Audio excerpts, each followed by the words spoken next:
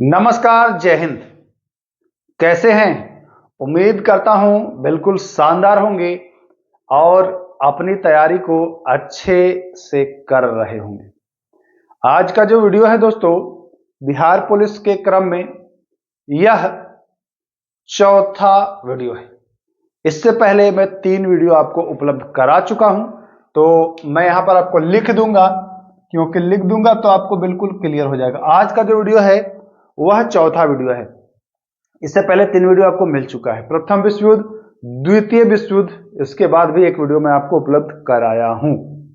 तो आज का जो अपना टॉपिक है वह है फ्रांस की राज्य क्रांति। जी हां, फ्रांस की राज्य क्रांति आप जब एनसीईआरटी क्लास 9th पढ़ेंगे तो उसमें इस अध्याय को बहुत अच्छे से बताया गया है।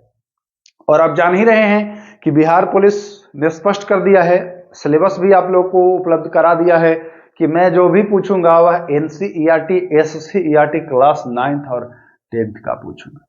इस चैप्टर को कर लेने के बाद बिहार पुलिस के लिए तो है ही, लेकिन अगर आप उससे ऊपर की भी तैयारी कर रहे हैं तो भी एकदम इनफ है, पर्याप्त है, क्योंकि चीजों को बिल्कुल डिटेल में यहां मैं करा रहा हूं। तो चलिए शुरू करते हैं बिना वक्त को खर्च किए हुए। आइए, आज हम लोग पढ़ने वाले हैं फ्रांस की क्रांति। कहीं कहीं आपको मिल जाएगा फ्रांस की राज्य क्रांति, तो कंफ्यूज्ड नहीं होना है, एक ही चीज है, दो। ओके, अब बात कर लेते हैं कि यह फ्रांस की क्रांति हुई कब थी। सबसे पहला प्रश्न यही बनता है कि फ्रांस की क्रांति हुई कब थी, तिथि क्या रही, दिनांक क्या रहा। तो तिथि याद कर लीजिए, 14 जुलाई 1789। 14 जुलाई 1789 के दिन यह घटना घटित हुई है। शुरुआत इसकी हुई है 14 जुलाई 1789 को। तिथि याद रखिएगा, 14/7/1789, 1789 तिथि को याद रखना है। अब पूछता है कि जब फ्रांस की क्रांति हुई थी उस समय फ्रांस का शासक कौन था। तो नाम याद रखना है, लुई 16वां। कौन? लुई 16वां जो था वह फ्रांस का शासक था जिस समय फ्रांस की क्रांति हुई थी। लुई 16वां जो है वह 1774 में फ्रांस की गद्दी पर बैठा था। जी हां, लुई 16वां कब बैठा था? 1774 में। तो कभी प्रश्न ऐसा पूछ ले कि लुई 16वां राजगद्दी पर कब बैठा, तो 1774 में, ठीक ना। इसके बैठने के 15वें साल यानी कि 74 में बैठा और 15वें साल यानी कि 89 में जो है वह फ्रांस की राज्य क्रांति शुरू हुई। फ्रांस की क्रांति शुरू हुई। कैसे शुरू हुई, कारण क्या था, बिल्कुल बारीकी से चीजों को हम लोग समझते हैं। तो आइए देखिए, एक प्रश्न और पूछ देता है कि जो लुई 16वां था उसका संबंध किस वंश से था, है ना। जो भी चीज मैं बता रहा हूं सबको लिखते चलिए, लिखेंगे नहीं। अगर आप सोचेंगे कि ऐसे याद हो जाए तो याद तो हो जाएगा, लेकिन फिर भूलने की भी संभावना उतनी ही रहेगी। तो चीजों को जैसे एक पेपर ले लीजिए, देखिए जैसे एक पेपर ले लीजिए, है ना, या फिर आपके पास कॉपी होगा ही रफ वाला, उस पर चीजों को पॉइंट डाल करके और ऊपर लिख दीजिए आप फ्रांस क्रांति, और स्टार लगा लगा करके, पॉइंट लगा लगा करके, जैसे क्रांति कब हुई तो 1789, ठीक। कौन राजा था, तो लुई 16वां। लुई 16वां कब बना, गद्दी पर कब बैठा, 1774, ठीक। फिर ये किस वंश का था, लुई 16वां जो था ये किस वंश का था, बहुत ही बढ़िया प्रश्न है। तो यह बुर्बो वंश का था। किस वंश का था? बुर्बो वंश का था, ठीक ना। ये भी आपको ध्यान देना है, बुर्बो वंश का था ये लुई 16वां। नाम याद रखना है, सब कुछ, इसका वंश भी आपको याद रखना है। देखिए एग्जाम में जब प्रश्न को ऐसे अंदर से पूछा जाता है डिटेल से, तो बच्चे देखते हैं कि भैया लुई 16वां तो हम पढ़े थे, लेकिन उसका वंश क्या था ये नहीं पढ़े थे। सामान्यतः जो किताबें पढ़ रहे हैं आप लोग उसमें ये सारी चीजें मिल जा रही हैं कि लुई 16वां था, इस वर्ष राजा बना था, लेकिन थोड़ा सा डीप में जाने की आवश्यकता है ना। वो कहां से मिलेगा आपको? वो या तो एनसीईआरटी से आपको मिलेगा, या फिर मेरे जैसा कोई भी व्यक्ति जो एनसीईआरटी सॉल्यूशन करा रहा हो वहां से आपको मिल जाए। इसलिए मैं बार बार कहता हूं कि एनसीईआरटी के कंटेंट पर ही ज्यादा आप फोकस करिए। चलिए आते हैं आगे। एक चीज मैं और बता देना चाहता हूं, बहुत सारे बच्चे ये कमेंट लगातार कर रहे हैं कि पीडीएफ दीजिए, पीडीएफ दीजिए। अच्छा ये बताइए, इसका पीडीएफ मैं कैसे बनाऊं? बोर्ड का मैं पीडीएफ बनाऊंगा? पीडीएफ बनाने में भी फिर मुझे समय लगेगा। मतलब आप चाह क्या रहे हैं कि कुछ ना करना पड़े और नौकरी लग जाए? नहीं भैया, पीडीएफ से बढ़िया है कि जो मैं बता रहा हूं पॉइंट डाल डाल के और चीजों को लिख लीजिए, ये ज्यादा आपको फायदा करेगा। पीडीएफ के चक्कर में एक समय आपके पास इतना पीडीएफ हो जाएगा, इतना पीडीएफ हो जाएगा कि आप पीडीएफ पढ़ नहीं पाएंगे, कंफ्यूज होंगे कौन वाला इंपॉर्टेंट है, कौन वाला छोड़ना है, ये दिक्कत हो जाएगी। तो पीडीएफ के चक्कर में ना रहिए और इस पर फोकस करिए। चलिए, तो ये जान गए। इसका वंश पूछ दे तो बताएंगे बुर्बो वंश, लुई 16वां, 1774, फ्रांस की क्रांति, ये सारा चीज आपने देखा। एक प्रश्न और पूछा जाता है कि फ्रांस की क्रांति का नारा क्या था? फ्रांस की क्रांति का नारा क्या था? एक नारा जो था वो बहुत ही फेमस था, है ना, समानता या समता कह लीजिए, ये बहुत ही ज्यादा फेमस था।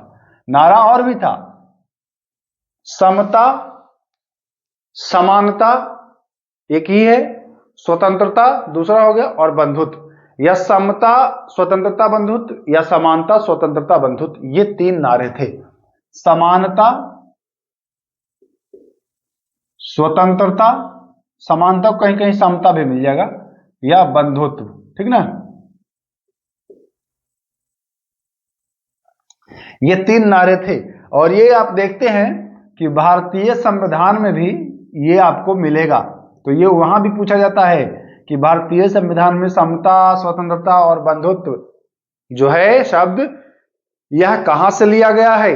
तो उस समय आप देखते हैं ना कि फ्रांस की क्रांति से लिया गया है। फ्रांस की क्रांति वही 1789 वाली। तो आप ये चीज भी याद रखिएगा, नारा भी आपको अब याद होना चाहिए। पूछ देगा कि भैया फ्रांस क्रांति के नारा क्या था, तो समता या समानता स्वतंत्रता बंधुत्व, यही जो था वह नारा था। एक घटना हुई थी, है ना, एक घटना हुई थी। अच्छा, ये सब हुआ क्यों था? फ्रांस की राज्य क्रांति हुई क्यों थी? जानते हैं, दो तीन मुख्य कारण था। अभी इससे पहले वाले वीडियो में आपने अमेरिका स्वतंत्रता संग्राम पढ़ा था, तो उसमें आपने ये देखा था कि जो फ्रांस है वह अमेरिका का सहयोग कर रहा था कि नहीं? जब स्वतंत्रता संग्राम अमेरिका का था तो फ्रांस ब्रिटेन के खिलाफ लड़ रहा था, अमेरिका का सहयोग कर रहा था। उससे पहले भी एक सप्तवर्षीय युद्ध हुआ था इंग्लैंड और फ्रांस के बीच। तो इन युद्धों में फ्रांस की बहुत क्षति हुई थी, आर्थिक क्षति बहुत हुई थी, मतलब बहुत सारा इसका पैसा बर्बाद हुआ था। इसका आर्थिक स्थिति बहुत ही कमजोर हो गई थी फ्रांस की उस समय। तो फ्रांस के जो राजा थे उन्होंने सोचा कि भैया ये पैसा आखिर आएगा कहां से? तो उसने जनता पर बहुत सारे टैक्सेस, कर लगाना शुरू किया। बहुत सारे ऐसे टैक्स लगाना शुरू किया। अब भाई टैक्स लेगा, कर लेगा, तो कर से ही तो काम चलेगा। कर, अच्छा देखे आप फ्रांसीसी अमेरिकी क्रांति भी पढ़ रहे थे तो वहां टैक्स का ही मामला था, वहां भी, यहां भी कुछ टैक्स लगा रहा था, है ना।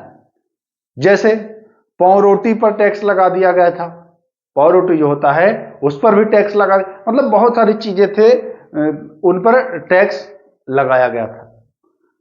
पैसा इनका भाई कम रहा था तो ये सोचे टैक्स वगैरह लगा करके और किसी तरह से भरपाई किया जाए। तो इनका ये कारनामा था। अब जनता जो थी भैया तो गुस्सा होगी। कुछ और कारण थे, मेन जो कारण एक आध है वो आप जान लीजिए। तो उसी की वजह से क्या हुआ कि इस तिथि को ये लोग क्रांति कर दिए। और एक जगह है वास्तिल जेल की घटना घटी थी इसी दिन। पूछते कभी कि वास्तिल जेल की घटना कहां में घटी थी? तो फ्रांस में। यहीं से फ्रांस की क्रांति की शुरुआत हुई है। और हुआ क्या था कि इस जेल में जाकर के उन्होंने कैदियों को रिहा कराया था। वास्तिल जेल की घटना यह प्रमुख है, फ्रांस की क्रांति से संबंधित है ये वास्तिल जेल की घटना। तो याद रखिएगा, कभी अगर पूछे कि वास्तिल जेल की घटना का संबंध है तो बताएंगे हाँ भैया ये तो फ्रांस की क्रांति में जो क्रांतिकारी थे वो जेल को तोड़े थे। तो इस तरह से आपको याद रखने हैं। चले आगे, चलिए आपने नारा वगैरह देख लिया। अब आते हैं कि जब क्रांति हुई उस समय देखने को आपको मिलेगा कि जो फ्रांसीसी समाज था ना, यह 3 वर्गों में भी विभक्त हो गया था, बट गया था। 3 वर्गों में बट गया था, वर्ग 1, वर्ग 2, वर्ग 3, है ना। तो याद रखिएगा, कभी पूछे कि फ्रांसीसी क्रांति के दौरान ये जो फ्रांसीसी समाज है कितने वर्ग में बट गया था, तो 3 वर्ग में बट गया था, याद करिएगा, ठीक ना। 3 वर्ग में जो है वह बट गया था, विभक्त हो गया था। एक प्रश्न और बनता है कि टाइल क्या है, टाइल या कहीं आपको मिलेगा टैले, है ना। टाइल या टैले क्या है, या टाइद और टीथे, है ना, दोनों लिखा मिल सकता है, टैले भी मिल सकता है, टीथे भी मिल सकता है। यह क्या था, तो यह एक प्रकार का टैक्स था, कर था। क्या था, कर था। मैं अभी बताया ना कि कर के कारण ही कुछ ऐसी घटनाएं हुई जो आपको ऐसे देखने को मिलेगा। और टाइद जो है या टीथे कह लीजिए, यह भी कर था। यह चर्च के द्वारा वसूला जाता था और यह प्रत्यक्ष कर था, ठीक ना। यह प्रत्यक्ष कर था, यह वस्तुओं पर आपको लिया जाता था, डायरेक्ट आपको ये राजा के पास जाता था, सरकार के पास जाता था, और यह चर्च के माध्यम से वसूला जाता था। तो कभी अगर पूछे कि निम्न में से कौन सा कर चर्च के द्वारा वसूला जाता था, तो याद रखिएगा टीथे या टाइद। जी हां, टीथे या टाइद ये जो है यह किसके द्वारा वसूला जाता था, तो आपको बता देना है कि सर यह जो है यह चर्च के द्वारा टाइद या टीथे जो है यह वसूला जाता था। तो इस बात का भी आप अच्छे से ख्याल रखेंगे। चले अब आगे चलते हैं। देखिए कुछ अब जब ये होने लगा, मार धाड़ होने लगा, वहां बहुत ज्यादा तबाही मचने लगी, तो ये जो लुई 16वां है यह क्या करता है कि कहता है कि भैया चलिए आप लोग मत करिए, जो आपका मांग है, इनका मांग था असेंबली तैयार करना, है ना, इसको मान्यता दे देता है। तो पूछ देता है कि लुई 16वां ने, या पूछेगा कि किसने नेशनल असेंबली को मान्यता दी, तो लुई 16वां ने। और कब दी, तो ईस्वी आप जान ही गए हैं कि 1789 में इसने मान्यता दे दी। कब दी, 1789 में जो है इसने जो है मान्यता वह दे दी। तो इसको भी आप लोग ध्यान रखिएगा, किसको मान्यता दी, असेंबली को, है ना। असेंबली के ही माध्यम से अब जो काम है वह थोड़े दिन तक आपको देखने को मिलेगा। तो यहां सीधा प्रश्न बनता है कि फ्रांस में नेशनल असेंबली को मान्यता जो है वह किसने दी, तो बताएंगे लुई 16वां। अगर तिथि पूछ दे भैया तो तिथि क्या बताएंगे, तो तिथि आप बताएंगे 1789, क्योंकि ये डेट आपको मैं बता ही दिया हूं कि जिस वर्ष फ्रांस की क्रांति हुई है उसी वर्ष ये सारा जो काम है वह हुआ है। अब चलते हैं आगे। ये असेंबली तो बन के तैयार हो गया। अब भैया इस असेंबली ने सोचा कि नहीं, पहले संविधान का निर्माण किया जाए, संविधान का निर्माण किया जाए तभी तो काम होगा। तो इसने संविधान का प्रारूप तैयार कर दिया। तो आपको परीक्षा में पूछेगा कि जो नेशनल असेंबली था वह प्रारूप कब तैयार किया था, संविधान का प्रारूप कब तैयार किया था, तो 1791, मैं यहां पर लिख दिया हूं 1791। देखिए 89 में इसको नेशनल असेंबली को मान्यता मिल जाती है, 2 साल बाद इसने प्रारूप तैयार किया संविधान वाला, है ना, कि भैया ये ऐसा संविधान रहेगा। तो दोनों प्रश्न याद रखिएगा, असेंबली को मान्यता लुई 16वां 1789 में जिस वर्ष क्रांति हुई, ठीक 2 साल बाद जो है वह प्रारूप जो है वह तैयार कर लिया गया, यानी 1791 में। प्रारूप तैयार होने के बाद इनको क्या हुआ कि मत देने का अधिकार दिया गया, वहां के लोगों को मत मतलब वोट देने का अधिकार। लेकिन इसके अनुसार जो वोट दे सकते थे तो उनकी आयु कितनी होनी चाहिए थी, 25 वर्ष। 25 वर्ष इनकी आयु होनी चाहिए थी, तभी ये वोट देंगे। एक शर्त और था, एक साथ और क्या था कि वोट वही व्यक्ति देगा जो अपने 3 दिन के वेतन के बराबर टैक्स देता हो। आप 3 दिन में जितना कमाते हैं उतना अगर आप टैक्स दे रहे हैं तो आप वोट दे सकते हैं। कहने का क्या मतलब है? मतलब यह है कि सर जिसके पास पैसा रहेगा वही वोट देगा। भाई अब टैक्स कौन देता है? जिसके पास पैसा रहेगा भाई। अब गरीब आदमी टैक्स देगा क्या? नहीं देगा ना। टैक्स वही देगा जो कमा रहा है। तो 25 वर्ष का हो, साथ ही साथ 3 दिन के वेतन के बराबर वो टैक्स भी देता हो, वही व्यक्ति जो है वह मत देगा। एक तरह से मान लीजिए कि यह मत देने की जो व्यवस्था थी यह केवल और केवल पूंजीपतियों को ही मिला था। सीधा सा मतलब जो पैसे वाले थे उनको ही मिला था। सीधा सा आप यही कह सकते हैं, है ना। तो ये चीज आपको याद रखना है। अब आते हैं कि वोट देने की शुरुआत तो हो ही गई है। अब क्या होगा? अब क्या होगा वो देखना है। राजतंत्र का अंत हो जाता है। सीधा प्रश्न पूछता है कि फ्रांस में राजतंत्र का अंत कब हुआ? फ्रांस में राजतंत्र का अंत कब हुआ? 91 में आपने संविधान तैयार कर दिया, तो उसी के अगले वर्ष यानी कि 1992 में कब? देखिए यहां पर मैं लिख देता हूं इसी का राजतंत्र का अंत वाला में 1700, बार बार मैं 1992 लिख दे रहा हूं, 1792 है ना। सितंबर का महीना था। कौन सा महीना था? सितंबर। तिथि भी लिख देता हूं 21 सितंबर। ठीक, 21 सितंबर को नोट करिएगा। 21 सितंबर 1792 को फ्रांस में राजतंत्र का अंत हो जाता है और फ्रांस जो है वह गणतंत्र घोषित हो जाता है। गणतंत्र का मतलब क्या समझते हैं? भारत गणतंत्र कब हुआ था बताइए, कमेंट करिएगा। भारत गणतंत्र का मतलब क्या? कि अब जो आपका वंशानुगत चल रहा था, लुई 15, लुई 14, लुई 16, ये वंशानुगत सिस्टम खत्म। अब जनता का शासन आ गया, गणतंत्र। अब वंशानुगत नहीं होगा। तो ये बहुत बढ़िया प्रश्न है, नोट कर लीजिए। फ्रांस में राजतंत्र का अंत कब हुआ? तो राजतंत्र का अंत पूछे तो बताएंगे 1792। 21 सितंबर 1792 को फ्रांस में राजतंत्र का अंत हुआ और गणतंत्र घोषित हो गया। अभी आपने देखा था कि नेशनल असेंबली को मान्यता मिली थी।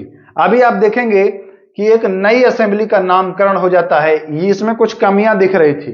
जैसे देखिए पैसे वाले को वोट देने का अधिकार था और उम्र जो था वह 25 वर्ष था। लेकिन अभी जो नई असेंबली बनेगी उसका नाम पड़ेगा कन्वेंशन। क्या नाम पड़ेगा? कन्वेंशन। इसके तहत जो होता है वह वोट देने की जो आयु है वह 21 वर्ष हो जाती है। क्या हो जाती है? 21 वर्ष।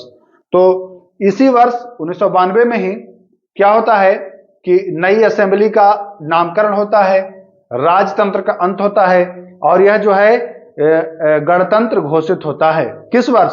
1792। ठीक ना। अब होता क्या है कि वहां के न्यायालय के द्वारा, फ्रांस के न्यायालय के द्वारा लुई 16 को फांसी की सजा सुनाई जाती है। लुई 16 को फांसी की सजा सुनाई जाती है और जनवरी 1793, 21 जनवरी 1793 में इसको जो है वह फांसी दे दी जाती है। तिथि इंपॉर्टेंट है, डेट इंपॉर्टेंट है। 21 सितंबर गणतंत्र घोषित, 21 जनवरी। सितंबर यानी अक्टूबर, नवंबर, दिसंबर, जनवरी, 4 महीना बाद जैसे ही राजतंत्र खत्म हुआ 4 महीने बाद उसी तिथि को जो है लुई 16 को फांसी दे दी गई है। लुई 16 का सेवा समाप्त, पड़ गया फांसी। सब कुछ आप याद कर लिए होंगे।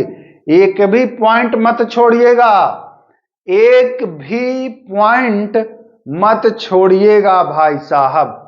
जितनी मेहनत से आप फोन से बतियाते हैं, रील्स देखते हैं, जितनी ईमानदारी से, उतनी ही ईमानदारी से इसको भी देखिए, एकदम कह रहा हूं कि गारंटी है, अगर अच्छे से देख लिया तो एक भी प्रश्न नहीं छूटेगा बाबू, एक भी सिंगल सवाल नहीं छूटने दूंगा। आप अपना बहुमूल्य समय मुझे दे रहे हैं तो मेरा भी दायित्व है कि मैं आपको कुछ ऐसा कंटेंट दूं, कुछ ऐसी चीजें उपलब्ध कराऊं जो आपका भला करे। तो चलिए आगे चलते हैं। अब देखिए, कन्वेंशन तो स्थित हो गया, नई असेंबली। अब आगे क्या होगा कि वहां दास प्रथा का वो बहुत चल रहा था उस समय। पहले हर जगह था दास प्रथा, आपने देखा था अमेरिका में भी दास प्रथा था, भारत में तो बहुत दिन तक रहा, फ्रांस में भी था। तो 1794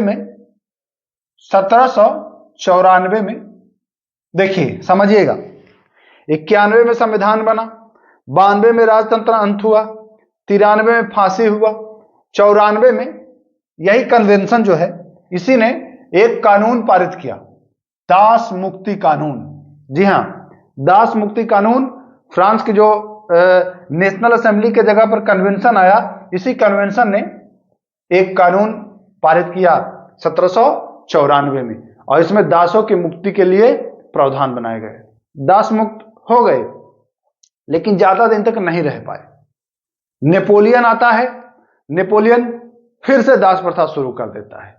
नेपोलियन नाम तो सुना नहीं होगा आप लोगों ने, सुना ही होगा, है ना। नेपोलियन आता है और दास प्रथा की शुरुआत फिर कर देता है, 10 साल बाद तुरंत ही कर देता है। ठीक, अब नेपोलियन की बात जब आई है तो भैया नेपोलियन को पढ़ना पड़ेगा। नेपोलियन बोनापार्ट, ठीक, पूछता है कि इसका जन्म कब हुआ था। तो इसका जन्म 15 अगस्त को हुआ था। अच्छा दिन है, याद भी आसानी से हो जाएगा। 1769। गांधी जी का जन्म 1869, उससे 100 साल पहले 15 अगस्त 1769 नेपोलियन का जन्म हो जाता है। नेपोलियन को क्यों पढ़ रहे हैं, आगे हम लोग बात करेंगे। नेपोलियन जो है वह दास प्रथा पुनः शुरू कर देता है। कौन शुरू करता है? नेपोलियन। अगर पूछे कि फ्रांस में दास प्रथा की शुरुआत पुनः किसने किया, तो आप जान गए हैं कि नेपोलियन ने ही किया है। किसने किया है? नेपोलियन ने ही किया है। अब जो है यह नेपोलियन फ्रांस का सम्राट बन जाता है। सम्राट का मतलब ये फ्रांस का राजा बनता है। अभी आपने देखा कि वहां जो शासन था, वह शासन जो है वो समाप्त हो रहा है। समाप्त हो रहा है कि नहीं? फांसी भी दे दिया गया है। फांसी देने के बाद वहां जो है कानून भी पारित कर दिया गया 1794 में। नेपोलियन का जन्म आपने देख ही लिया। अब नेपोलियन बन जाता है फ्रांस का सम्राट। कब बनता है भैया? ये बहुत इंपॉर्टेंट है। तो 1800, जी हां, इसे भी याद रखिएगा,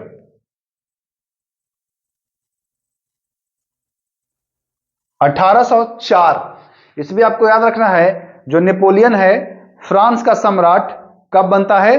तो यह 1804 में। इंपॉर्टेंट है, तिथि आपको याद रखना है। तिथि अगर भूल जाएंगे तो दिक्कत हो जाएगी, क्योंकि एग्जाम में आपसे सीधा प्रश्न पूछेगा कि नेपोलियन फ्रांस का सम्राट कब बना, तो आप कंफ्यूज होंगे कि नेपोलियन जो है वो फ्रांस का सम्राट 1804 में बना कि 3 में बना। तो आपको याद रखना है कि यह जो बना है यह 1804 में बना है, याद रखना है। आगे एक हुआ है वाटरलू का युद्ध। वाटरलू का युद्ध 1815 में होता है। इसी युद्ध में जो नेपोलियन है ना, इसकी पराजय होती है।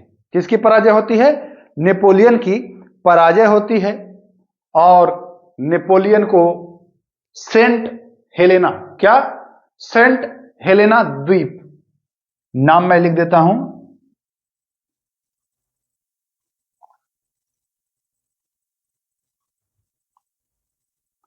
सेंट हेलेना द्वीप पर इसको कैद करके रखा जाता है। कहां? सेंट हेलेना द्वीप पर इसको कैद करके रखा जाता है, जहां इसकी मृत्यु 1821 में हो जाती है। नेपोलियन को लिटिल कारपोरल के नाम से जानते हैं? यहां पर कहिए तो मैं लिख दूं, है ना?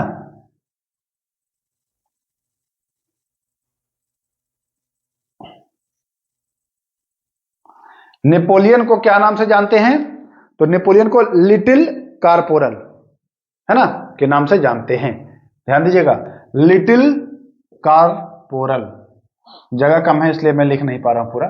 नेपोलियन को लिटिल कारपोरल के नाम से जानते हैं। अब अगर कभी पूछे कि भैया निम्न में से किसे लिटिल कारपोरल के नाम से जानते हैं, तो क्या बताएंगे कि नेपोलियन को जो है वह लिटिल कारपोरल के नाम से जानते हैं। नेपोलियन के द्वारा 2-3 कार्य और किया गया था, उसको आप लोग अच्छे से जान लीजिए। अच्छा, कभी अगर ये पूछ दे कि नेपोलियन का जन्म कब हुआ था, तो 1769 तो बताएंगे, लेकिन 1769 में कहां? कोर्सिका, ये भी याद कर लीजिए, कोर्सिका द्वीप पर, ठीक ना? अजासियो, नाम भी लिख देता हूं, कोर्सिका के अजासियो में जो है वह नेपोलियन का जन्म हुआ था। कहां में? कोर्सिका के अजासियो में। इस भी आपको पता चली गया कि 1769 में जो है इसका जन्म हुआ है, ठीक ना? चलिए, अब कुछ इंपॉर्टेंट रचनाएं हैं जो कि आपको याद रखना चाहिए। अभी हमने नेपोलियन के बारे में सारी चीजें जान ली, दास कब मुक्त हुआ, ये सारी चीज जान ली, बाकी ये हम लोगों ने देखा। अब कुछ महत्वपूर्ण रचनाएं हैं, वो आपको ध्यान देना है। देखिए, ये सीधा प्रश्न पूछेगा, नाम दे देगा कि द सोशल कॉन्ट्रैक्ट किसकी रचना है, या नाम दे देगा द स्पिरिट ऑफ लॉज किसकी रचना है ना? तो याद रखिएगा, द सोशल कॉन्ट्रैक्ट जो है यह रूसो की रचना है। किसकी? रूसो। इसी को हिंदी में पूछेगा, सामाजिक अनुबंध किसकी रचना है? तो कंफ्यूज नहीं होना है। आप सोचेंगे ये तो नहीं पढ़े थे सामाजिक अनुबंध कहीं, तो देखिए, सोशल कॉन्ट्रैक्ट को ही हिंदी में सामाजिक अनुबंध कहा गया है ना, या इसी को कहते हैं।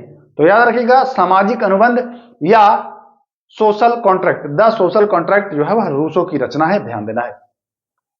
एक रचना है the spirit of the laws, the spirit of the laws, यानी कि कानून की आत्मा, कानून की आत्मा। यह किसकी पुस्तक है? तो मॉन्टेस्क्यू, नाम याद रखिएगा, मॉन्टेस्क्यू, ठीक ना? मॉन्टेस्क्यू की रचना है the spirit of the laws, या कानून की आत्मा। कभी कभी इसको आपसे बदमाशी करेगा, विधि की आत्मा लिखेगा, विधि की आत्मा। अब आप कहेंगे हैं कानून की आत्मा पढ़े थे, वही चीज है, नाम बदल बदल के आपसे पूछा जाता है।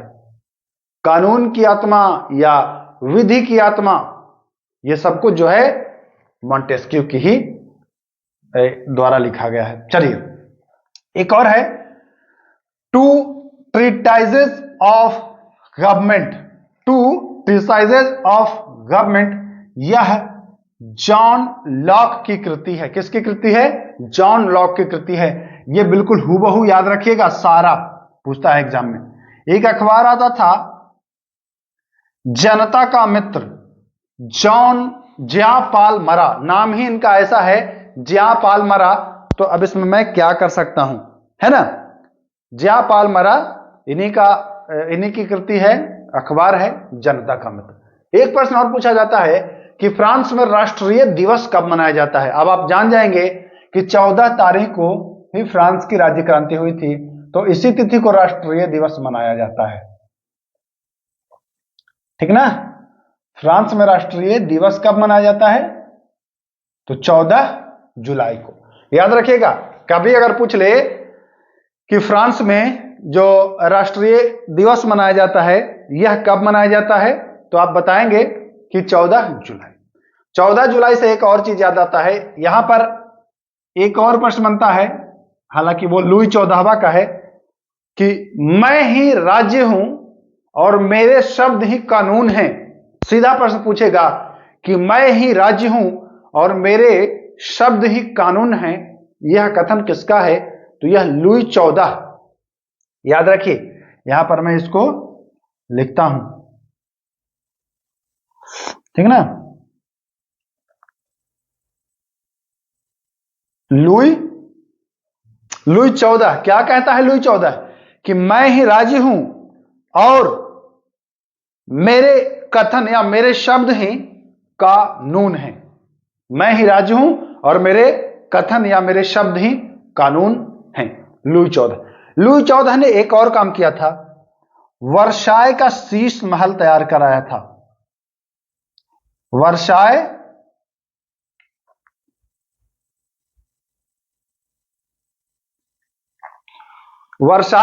शीश महल किसने तैयार कराया था? तो लुई 14वां में ही। इसका दोनों याद रखिएगा, मैं ही राज्य हूं और वर्साय का शीश महल, ये दोनों किसने तैयार कराया था? तो ये दोनों जो है वह तैयार कराया था लुई 14 ने ही। एक और कृति मिलती है 100 चूहों की अपेक्षा, जी हां, 100 चूहों की अपेक्षा एक शेर या एक सिंह का शासन उत्तम होता है। यह किसने कहा था? तो यह बाल्टेयर ने कहा था। किसने कहा था? बाल्टेयर ने। मैं लिख दे रहा हूं बच्चों,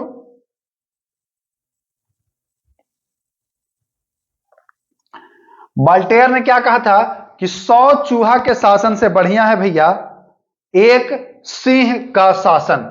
100 चूहा के जैसा रहना नहीं पसंद है मुझे, एक शेर के जैसा रहना पसंद है। यह किसकी रचना है? सॉरी, रचना करे, ये किसने कहा था? तो बाल्टेयर ने कहा था। तो ये आपको ध्यान देना है, किसने कहा था? बाल्टेयर ने। दूसरा, लेटर्स ऑन इंग्लिश, जी हां, लेटर्स ऑन इंग्लिश एक रचना है, लिख दूं मैं, लेटर्स ऑन इंग्लिश किसकी रचना है? तो आप जान गए कि लेटर्स ऑन इंग्लिश जो है यह बाल्टेयर की रचना है। बाल्टेयर की दो कृति आप जान गए, क्या क्या? एक क्या जान गए कि 100 चूहा की अपेक्षा एक शेर का शासन बढ़िया है, और एक जान गए कि लेटर्स ऑन इंग्लिश जो कृति है वह किसकी है? वह है बाल्टेयर की। इतना सब कुछ आप जान गए हैं। अब एक चीज और जान लीजिए, यहां पर प्रश्न पूछता है कि फ्रांस में जुलाई क्रांति कब हुई थी? किस वर्ष हुई थी फ्रांस की जो जुलाई क्रांति है? तो यह याद कर लीजिएगा, यह 1830। जी हां, फ्रांस में जो जुलाई क्रांति है ना, यह कब हुआ है? 1830 में हुआ है। याद रखना है आपको, फ्रांस की जो क्रांति है जुलाई वाली, यह ईस्वी पूछ दे कभी तो बताएंगे कि 1830, कोई दिक्कत नहीं है। आगे चल लीजिए, एक और प्रश्न पूछ देता। अच्छा, ये लिवरे जान ही रहे होंगे, ये वहां की मुद्रा थी, है ना। तो इस मुद्रा को समाप्त कर दिया गया था। लिवरे जो फ्रांस की मुद्रा थी, इसको समाप्त कर दिया गया था, ठीक ना। ये भी आपको ध्यान देना है। एक दो पॉइंट और है जो आपको देख लेना चाहिए, एग्जाम के दृष्टिकोण से महत्वपूर्ण होता है। पूछता है कि फ्रांस में डायरेक्टरी शासन का अंत कब हुआ? फ्रांस में डायरेक्टरी शासन का अंत कब हुआ? तो मैं यहां पर लिख देता हूं, डायरेक्टरी शासन का जो अंत है ना, वह 1799 में हुआ है। जी हां, फ्रांस में डायरेक्टरी शासन का अंत कब हुआ? तो 1799 में। एक और प्रश्न पूछता है कि भैया आधुनिक फ्रांस का जनक, आधुनिक फ्रांस का जनक, तो बताएंगे किसको? नेपोलियन को। देखिए, डिजिटल बोर्ड ना होने की वजह से मुझे बहुत दिक्कत होती है ना। डिजिटल बोर्ड रहता तो स्लाइड बदल बदल के चीजों को लिख लिख करके अच्छे से बताते, बट डिजिटल बोर्ड नहीं है, इस वजह से कभी इधर लिखना पड़ रहा है ना। और आप लोगों को भी थोड़ी परेशानी तो होती होगी, लेकिन कोई बात नहीं। डिजिटल बोर्ड भले ही नहीं है दोस्तों, डिजिटल बोर्ड भले ही नहीं है, लेकिन कंटेंट जो है वह डिजिटल बोर्ड से कम नहीं दूंगा। एक और चीज मैं बता दूं, 1805 में एक युद्ध हुआ था, ट्राफलगर का युद्ध। जी हां, 1805 में एक और युद्ध हुआ था, ट्राफलगर।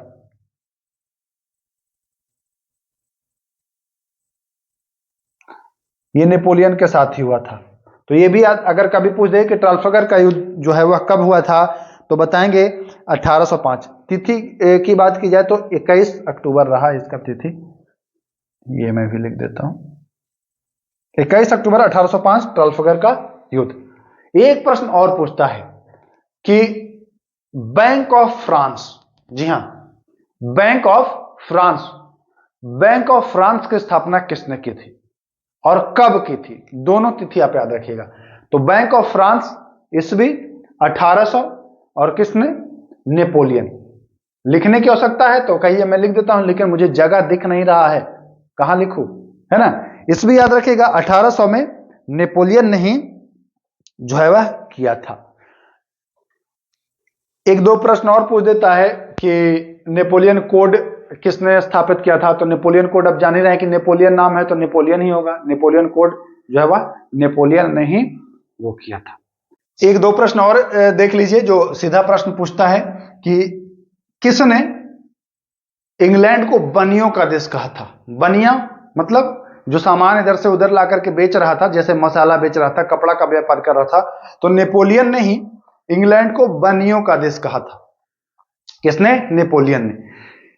थोड़ा अगर हम बात कर लें फ्रांस में महिलाओं पर, तो देखिए महिलाओं की स्थिति वहां बहुत अच्छी नहीं थी।